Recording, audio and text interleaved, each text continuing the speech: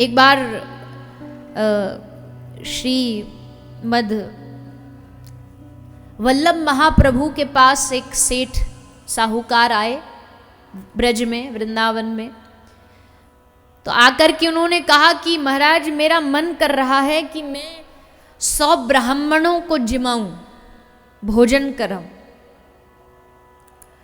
तो श्रीमद वल्लभाचार्य जी ने ऐसे ही थोड़ा उसको ज्ञान देने के लिए कह दिया कि 100 ब्राह्मणों को भोजन कराएगा, उससे अच्छा तो किसी एक वैष्णव को भोजन करा दे, तो तुझे 100 वैष्णवों के 100 ब्राह्मणों का भोजन करने का फल प्राप्त हो जाएगा।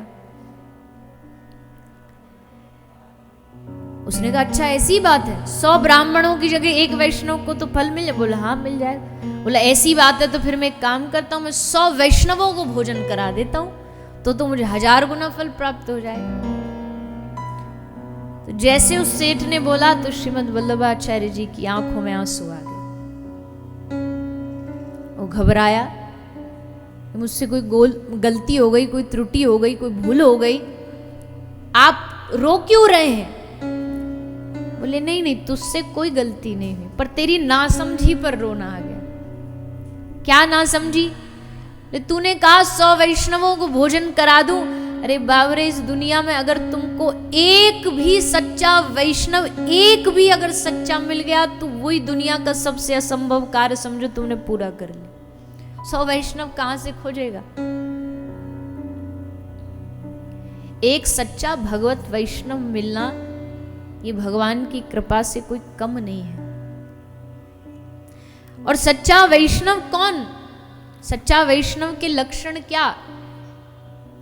शरणागत जो भावित भक्त होता उसके 6 लक्षण बताए हैं। ये 6 लक्षण जिसमें होते वही वैष्णव हो सकता। बाकी तो दुनिया में हम लोग कितना डिंडोरा पीट लें, हम बड़े भगत हैं, हम बड़े वैष्णव हैं, पर क्या सिर्फ अपने आप कोई पदवी देने से हम भक्त बन जाएंगे?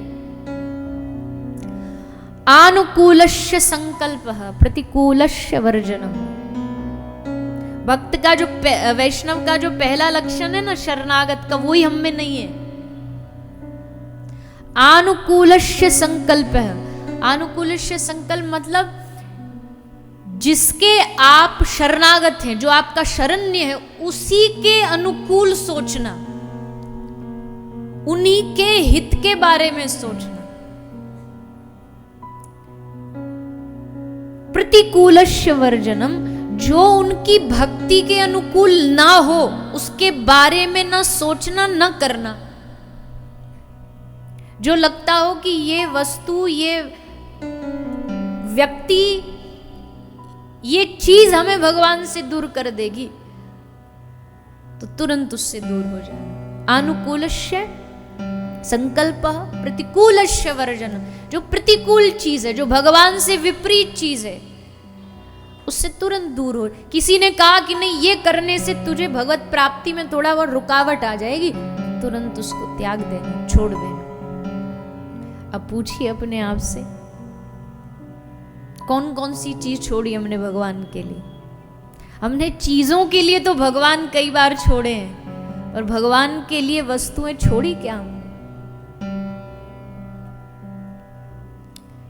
जरा सा कोई महात्मा, कोई गुरु आप हमें उपदेश दे देता कि भैया भक्ति करनी है तो देखो ये सब आहार शुद्ध करो, गलत मत खाना, प्याज लहसुन मत खाना, ये मत खाना, मांस मदिरा मत पीना, तो हम तुरंत हाथ खड़े कर देते, नहीं नहीं हमको नहीं चाहिए, गुरु हमको नहीं बनाना। अब बताइए, जो आदमी ये चंद, मैं कहती हूँ, जो आदमी 10-20 रुपए किलो की प्याज नहीं छोड़ सकता, वो कहता मुझे भगवान को पाना है। बात प्याज की नहीं है, एक बात है, एक उदाहरण है कि इतनी छोटी चीज हम जो नहीं त्याग सकते भगवान के लिए, और फिर हम बड़े बड़े दावे करते हैं कि हमको भगवान को पाना है।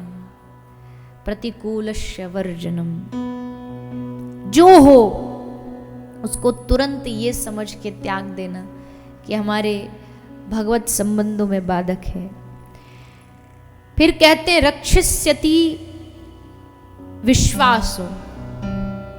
अगली चीज जो एक भक्त का सबसे मुख्य लक्षण कह लीजिए या उसकी आवश्यकता कह लीजिए, विश्वास। कैसा विश्वास? कि वो हमेशा मेरे साथ है। वो हमेशा मेरे पास है। बार बार लोग पूछते हैं भगवान को होने का कोई पता बताओ, भगवान के होने का कोई चमत्कार बताओ।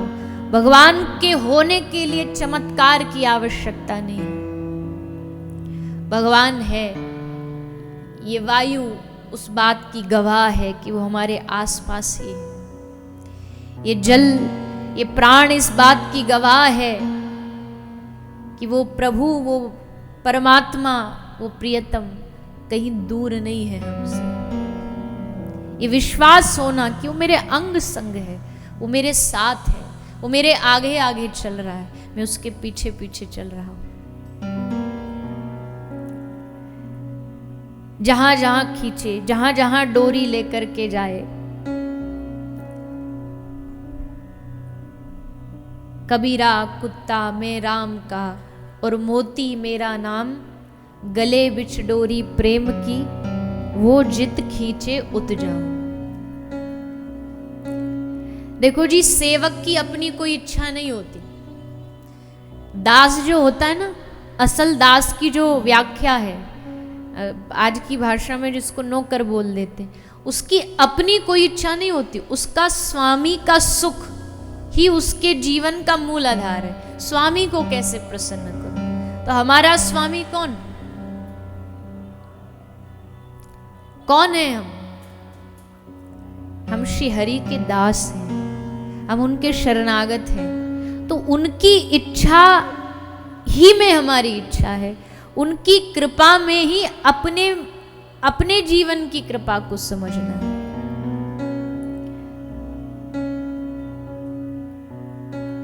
तो विश्वास हो। गोपत्रत्वम वरनम तथा, हमेशा हृदय में आभार होना चाहिए। उनकी दी गई कृपा का हमेशा आभार होना चाहिए। जब तक ये हृदय उनकी कृपा का आभारी नहीं होगा, उनकी कृपा को समझ नहीं पाएगा। हृदय में उनकी इस कृपा के प्रति आभार हो और ये मानना जो मिला है आपका दिया है, जो है आपका दिया है, जो नहीं है वो भी आपका दिया है, भगवत प्रसाद है। और कहा आत्मनिक्षेप। आत्मनिक्षेप मतलब अब ये सारी बात मान लो किसी में आ गए ये सारे गुण, और अंत में जाकर के उसमें आ गया कि मैं भगवान का शरणागत हूं, ये अभिमान भी नहीं होना चाहिए। ये शरणागति का सबसे अंतिम गुण है, छठवां गुण। ये जो होगा षड विद्या शरणागति, ये 6 गुण है शरणागति। अब इनमें से एक भी आ जाए, चलो 6 छोड़ो, 6 तो बड़ा लंबा सा टॉपिक है, पर एक भी गुण आ गया ना हमारे भीतर, एक भी पक्का वाला बैठ गया मन में। शुरुआत तो एक ही को पकड़ के होगी ना, तो एक भी मन में बैठ गया अगर हमारे, तो फिर भगवत कृपा हमारे जीवन में आने से कोई रोक नहीं सकता।